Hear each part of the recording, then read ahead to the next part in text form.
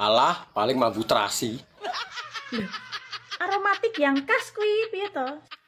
Tapi ora sedep toh. Sing mari wong lanang-lanang iso kemintil ya sing mambu terasi kuwi. Jare sapa? Nek dibukakne ya ngaceng sendika dawuh. Lah tarah normal lho.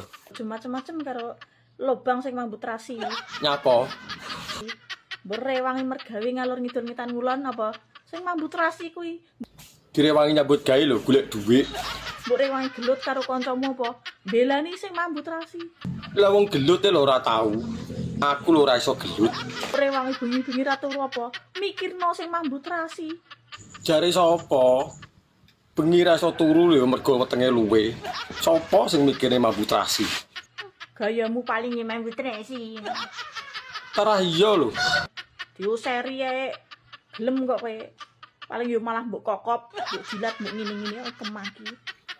Kuwi kan pikiranmu. Kowe tanpa lubang sing mambu terasi ki lho hidupmu hampa ya kaum lelaki. Sadar. Wong lanange uripe hampa mergo gak duwe dhuwit lho. Plonga, plongo, tolah, toleh. Anjay.